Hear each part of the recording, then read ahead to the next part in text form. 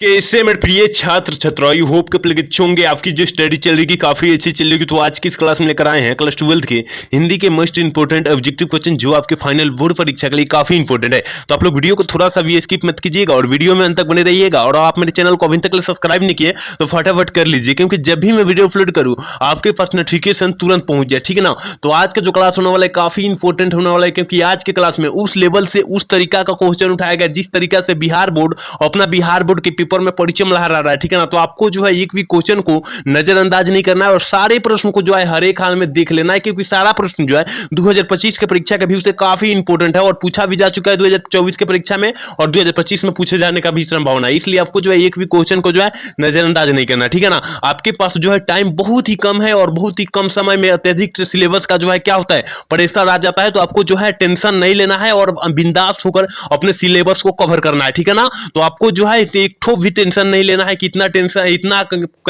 Subject है तो ये करना होगा, ये करना नहीं। आराम से अपने जिस तरह से रेगुलर तैयारी की है उसी तरह से लगे रहिए उसमें, ठीक है ना। और देखिए क्वेश्चन काफी टफ आज के इस क्वेश्चन में उठाया गया है क्लास में, ठीक है ना। तो आप लोग एक भी क्वेश्चन को जो है नजरअंदाज मत कीजिएगा और 1 नंबर क्वेश्चन की तरफ बढ़ते हैं। एक बार क्लास को लाइक कर दीजिए और चैनल को सब्सक्राइब कर लीजिए, ठीक है।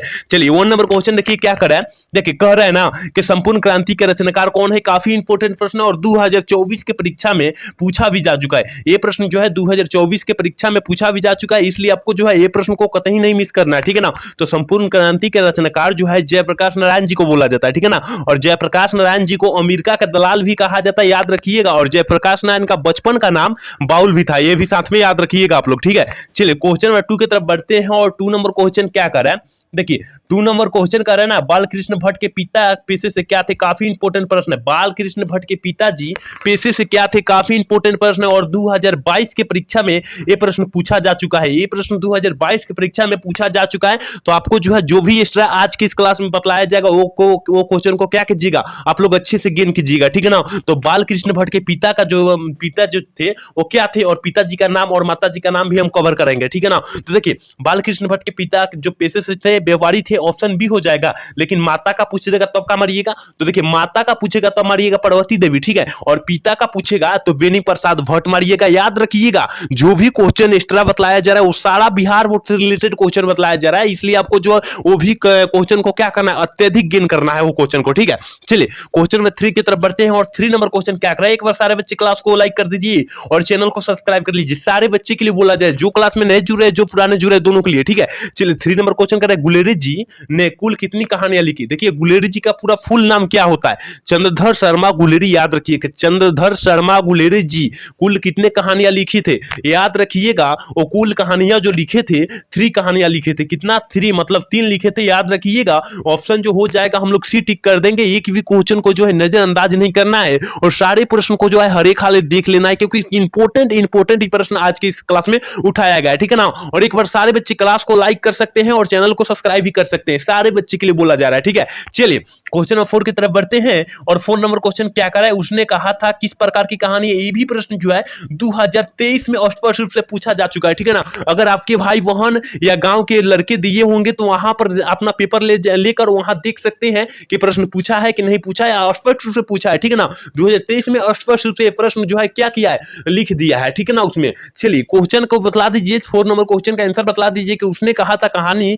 किस प्रकार की कहानी है। देखिए उसने कहा था कहानी जो है कर्म प्रधान कहानी है। ऑप्शन जो हो जाएगा 4 का हम लोग वी टिक कर देंगे। लेकिन उसने कहा था कहानी कौन लिखे हैं, तो याद रखिएगा चंद्रधर शर्मा गुलेरी जी लिखे हैं, ये भी साथ में याद रखिएगा, क्योंकि उसने कहा था कहानी किस प्रकार की कहानी है, कर्म प्रधान कहानी है। और किसने लिखा था, तो चंद्रधर शर्मा गुलेरी जी ने लिखे, ये भी साथ में आप लोग याद रखिएगा। एक भी क्वेश्चन को जो है नजरअंदाज मत कीजिएगा। मान लीजिए कोई क्वेश्चन को नजरअंदाज करें, वही क्वेश्चन अगर फाइनल बोर्ड परीक्षा में पूछ दिया तो वहां पर यहां अगर छोड़ दिए तो वहां पर गलत करने का पूरा फुल संभावना, इसलिए आपको जो है यहां पर नहीं छोड़ना है। सारे प्रश्न को जो है हर एक हाल में देख लेना है, क्योंकि आपके पास टाइम जो है काफी कम है और काफी कम टाइम में अत्यधिक सिलेबस का जो है क्या होता है प्रेशर आ जाता है। तो आपको प्रेशर नहीं लेना है, ठीक है। जिस तरह अपना सिलेबस क्या किए थे और रेगुलर पढ़ते हैं उसी तरह पढ़ते रहिए, ठीक है। चलिए क्वेश्चन नंबर 5 की तरफ बढ़ते हैं और 5 नंबर क्वेश्चन कह रहा है कि जयप्रकाश नारायण मार्क्सवादी कब बने थे। देखिए जयप्रकाश नारायण जो है मार्क्सवादी कब बने थे, तो याद रखिएगा 1924 में। 1924 में जो हुआ था लेनिन का भी मृत्यु हुआ था, ये भी याद रखिएगा कि जयप्रकाश नारायण का मार्क्सवादी कब बने थे, 1924 में बने थे। और लेनिन की मृत्यु भी जो हुई थी 1924 में हुई थी, तो याद रखिए रखिएगा, सारे जो भी एक्स्ट्रा आपको बताया जा रहा है वो सारे क्वेश्चन को जो है अच्छे से गेन करके रखिएगा, ठीक है।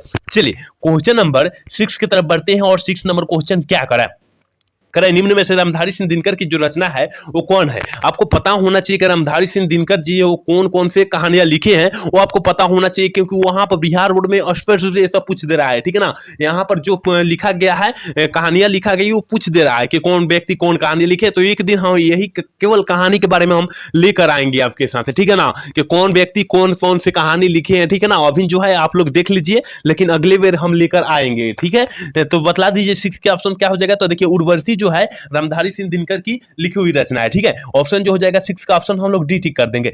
चलिए 7 नंबर क्वेश्चन की तरफ बढ़ते हैं और 7 नंबर क्वेश्चन का है कि अर्धनारीश्वर काल्पित रूप है। अर्धनारीश्वर पाठ में काल्पित रूप क्या है, तो आपको पता होना चाहिए कि शिव और पार्वती का जो है काल्पित रूप जो है अर्धनारीश्वर पाठ क्या है, और इस पाठ के लेखक जो है रामधारी सिंह दिनकर जी है, ये भी साथ में आप लोग याद रखिएगा, ठीक है ना। ऑप्शन ए ठीक कर देंगे। चलिए क्वेश्चन नंबर 8 की तरफ बढ़ते हैं और 8 नंबर क्वेश्चन का रहा है कि मालती का पति क्या था। देखिए मालती के पति क्या था और मालती के पति का नाम जो था क्या था, ये भी हम साथ में अब आपको जो है बतलाने वाला है, ठीक है ना। तो मालती के पति का नाम जो था याद रखिएगा क्या, मालती के पति का नाम महेश्वर था, ठीक है ना।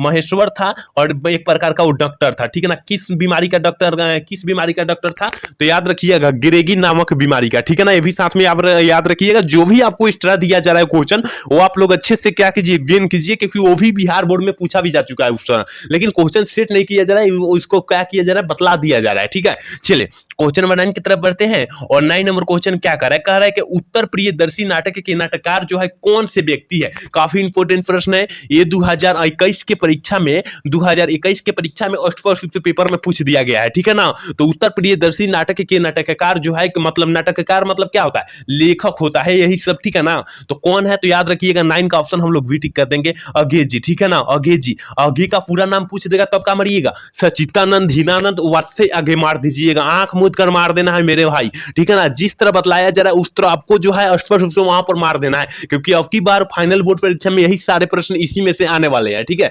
चलिए क्वेश्चन नंबर 10 क्या कर रहा है, 10 नंबर क्वेश्चन कर रहा है कि एक लेख और एक पत्र जो है पाठ क्या है। ये काफी इंपोर्टेंट है और 2023 में पूछा भी जा चुका है, और ठीक है ना। और देखिए 2024 में जो पूछा गया है किस तरह का पूछा गया है वो भी हम बतलाएंगे, ठीक है ना। तो एक लेख और एक पत्र जो है पाठ क्या है, तो याद रखिएगा ऐतिहासिक पत्र है, ठीक है ना। और एक लेख और एक पत्र के लेखक जो है कौन से व्यक्ति है, 2024 में पूछा गया है प्रश्न, ठीक है ना। 2024 में मतलब एक लेख और एक पत्र के जो लेखक है कौन है, तो याद रखिएगा वो कौन है, भगत सिंह है, ठीक है ना। भगत सिंह है, याद रखिएगा, आपको जो है एक भी क्वेश्चन को भूलना नहीं है, ठीक है। चलिए क्वेश्चन नंबर 11 की तरफ बढ़ते हैं और 11 नंबर क्वेश्चन क्या करे, ये भी काफी इंपोर्टेंट प्रश्न है। करे विद्यार्थी और राजनीतिक शिक्षक निबंध का किसका लिखा हुआ है, तो याद रखिएगा वो भी भगत सिंह की लिखा हुई है, ठीक है ना। भगत सिंह की लिखी हुई है, नौजवान से संबंधित है, याद रखिएगा भगत सिंह, क्योंकि नौजवान के लिए भगत सिंह लड़े थे, ठीक है ना। चलिए क्वेश्चन नंबर 12 क्या करे बहुजन स्वप्रेषण माध्यम का पुस्तक किसने लिखी है। काफी इंपोर्टेंट प्रश्न है कि बहुजन स्वप्रेषण के माध्यम के पुस्तक जो है किसने लिखे हैं, तो याद रखिएगा कौन लिखे हैं। 12 का ऑप्शन क्या हो जाएगा, तो याद रखिएगा जगदीश चंद्र माथुर जी ने लिखे हैं। एक भी क्वेश्चन को जो है आप लोग स्किप मत कीजिए और सारे प्रश्नों को जो है हर एक हाल में देख लीजिए, और एक बार सारे बच्चे क्लास को लाइक कर लीजिए और चैनल को सब्सक्राइब कर लीजिए, सारे बच्चे के लिए बोला जा रहा है, ठीक है। चलिए 13 नंबर क्वेश्चन देखते हैं और 13 नंबर क्वेश्चन करें ओ सदा नीरा किसको निर्मित बनाकर लिखा गया है। ये जो प्रश्न हम काफी बार आपको जो है बतला चुके हैं कि ओ सदा नीरा किसको निर्मित बनाकर लिखा गया, तो आपको पता होना चाहिए गंडक आप लोग को पता होना चाहिए, क्योंकि अभी फिलहाल में क्या हुआ था, बाढ़ आया था किस कोई जिले में, ठीक है ना, वही गंडक नदी, ठीक है ना।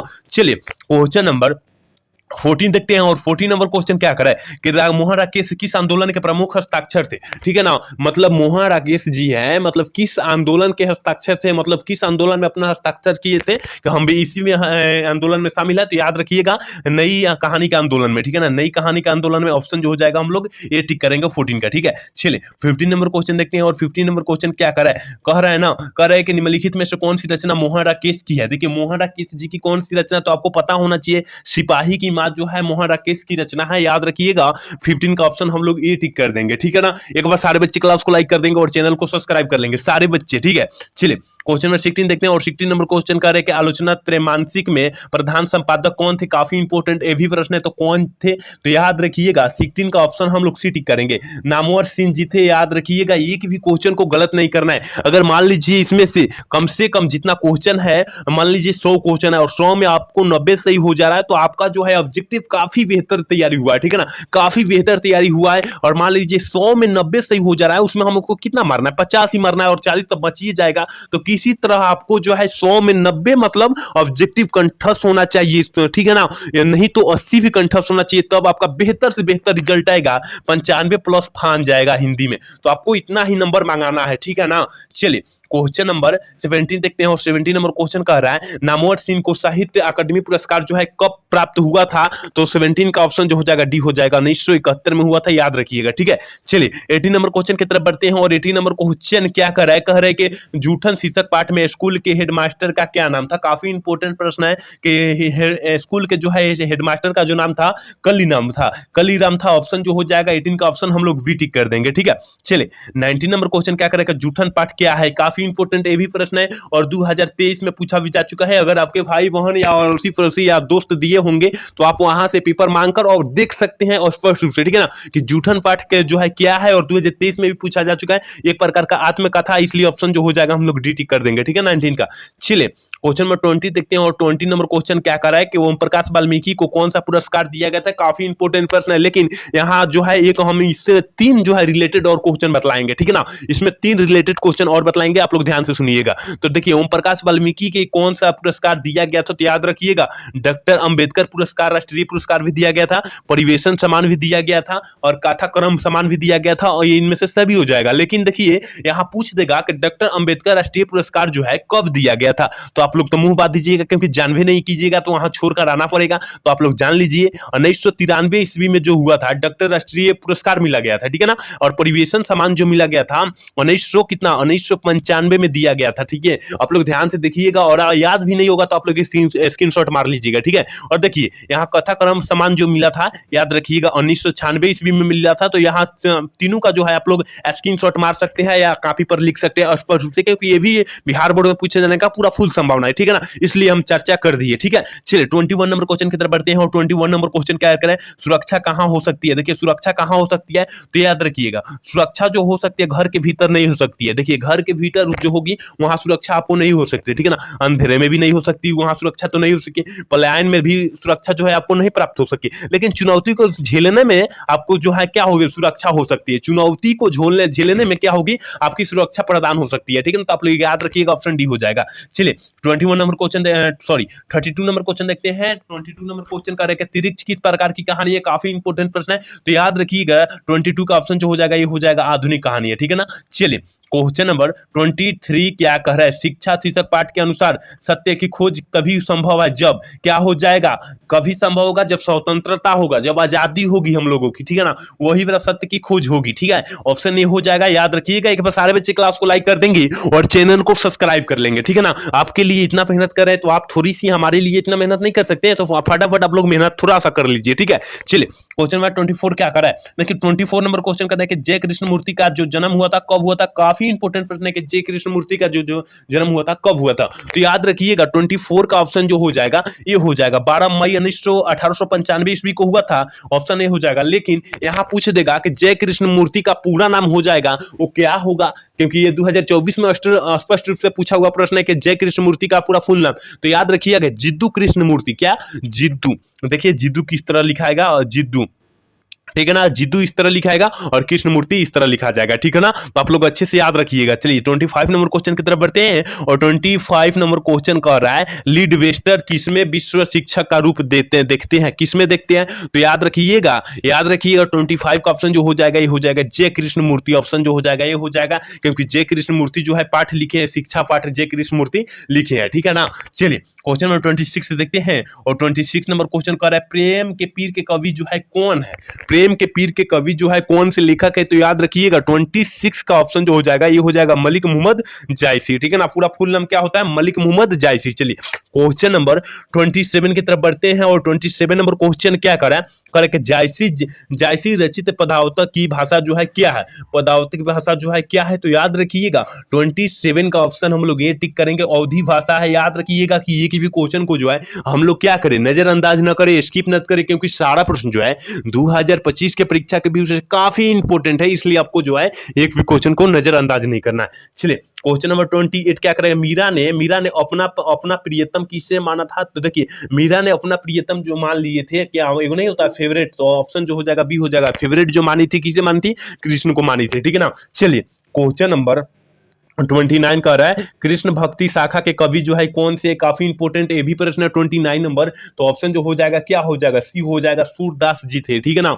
चलिए 30 नंबर क्वेश्चन देखते हैं और 30 नंबर क्वेश्चन कह रहे हैं गोस्वामी तुलसीदास हिंदी के कैसे महाकवि है, काफी इंपोर्टेंट है और 2022 के पेपर में आप लोग जाकर देखिएगा तो स्पष्ट रूप से प्रश्न जो है आपके पेपर में क्या किया है, छाप दिया गया है, ठीक है ना। तो आप लोग जाकर देख सकते हैं, आपके भाई बहन दिए होंगे, तो ठीक है। तो 30 का क्या हो जाएगा, तो 30 का ऑप्शन हो जाएगा, ठीक है ना, जातीय महाकवि थे, ठीक है।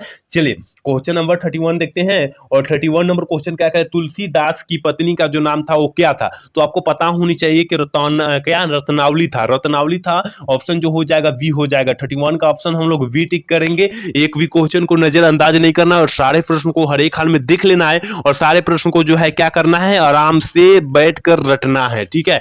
चलिए क्वेश्चन नंबर 32 क्या करा है कि रामचरितमानस का प्रधान रस क्या है, हम काफी बार क्लास में बतला चुके हैं, क्योंकि हम क्वेश्चन जो है हिंदी का क्वेश्चन 1600 से भी अत्यधिक करा चुके हैं क्वेश्चन, ठीक है ना, 1600 से अत्यधिक और 1500 से अत्यधिक जो है 1500 प्लस क्वेश्चन जो है फिजिक्स केमिस्ट्री बायो का करा चुके हैं, केवल मैथ का नहीं कराए, लेकिन कल से मैथ का रेगुलर क्लास जो हो जाएगा और वीडियो जो अपलोड होगा, मतलब वीडियो का लाइव आने वाले हैं हम कितना बजे, 6 बजे, ठीक है ना, 6 बजे आने वाला है, ठीक है ना। तो आप लोग अच्छे से आप लोग देख रहे हैं तो अच्छे से आप लोग देखिएगा, क्योंकि जिसका मैथ मेन में है आपको टेंशन नहीं लेना है, क्योंकि कल से हम आने वाले हैं 6 बजे लाइव, ठीक है ना। तो आप लोग अच्छे से वहां पर देख सकते हैं, मैथ केवल सब्जेक्टिव का लेकर आ रहे हैं, वहां पर सब्जेक्टिव लेकर आएंगे तो वहां ऑब्जेक्टिव भी आपको जो है क्लियर साथ में किया जाएगा, ठीक है ना। चलिए क्वेश्चन नंबर 33 की तरफ बढ़ते हैं, लेकिन इसका आंसर आप लोग बतला दीजिए कि कैसा रामचरित्र जो मानस है कैसा रस है, तो याद रखिएगा 32 का ऑप्शन जो हो जाएगा डी हो जाए, भक्ति रस है, ठीक है ना। चलिए क्वेश्चन नंबर 33 देखते हैं, करें नाभादास किस काल के कवि थे,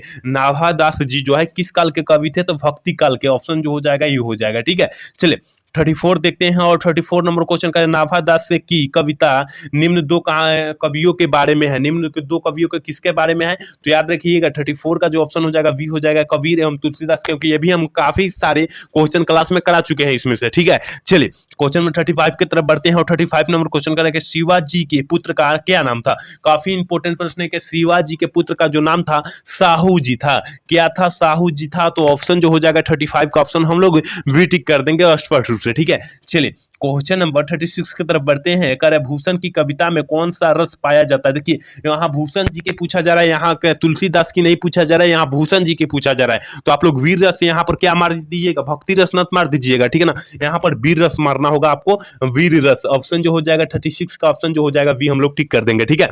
चलिए क्वेश्चन में 37 क्या करें कि तितली उपन्यास किनकी रचना है, काफी इंपोर्टेंट प्रश्न है कि तितली उपन्यास जो है किस लेखक की रचना है, तो 37 का ऑप्शन हम लोग स्पष्ट रूप से डी टिक कर देंगे, क्या करेंगे, डी टिक कर देंगे, याद रखिएगा, ठीक है। चलिए 38 नंबर क्वेश्चन की तरफ बढ़ते हैं, करें कि बिखरे मोती क्या है, बिखरे मोती जो है एक प्रकार का क्या है, तो आपको पता होना चाहिए कि बिखरे मोती जो है वो एक प्रकार का क्या है, कहानी संग्रह से लिया गया है, कहानी है, ऑप्शन जो हो जाएगा 38 का डी टिक कर देंगे, ठीक है। एक बार सारे बच्चे क्लास को लाइक कर देंगे और चैनल को सब्सक्राइब कर लेंगे और अपने दोस्त के पास भी शेयर कर लेंगे, वो भी क्लास का भरपूर लाभ उठाए, ठीक है ना, आपको दोस्त के पास शेयर करना होगा जरूर, ठीक है। चलिए 39 की तरफ बढ़ते हैं और 39 नंबर क्वेश्चन क्या करा है कि सुभद्रा कुमारी चौहान का निधन जो हुआ था कैसे हुई थी, ये 2024 में स्पष्ट रूप से पूछा जा चुका है प्रश्न कि सुभद्रा कुमारी चौहान का जो निधन हुआ था कैसे हुआ था, तो कार दुर्घटना में हुई थी, याद रखिएगा, ऑप्शन जो हो जाएगा ये हो जाएगा 1948 ईस्वी में हुआ था, कब हुआ था, 1948 ईस्वी में, याद रखिएगा, ठीक ठीक है।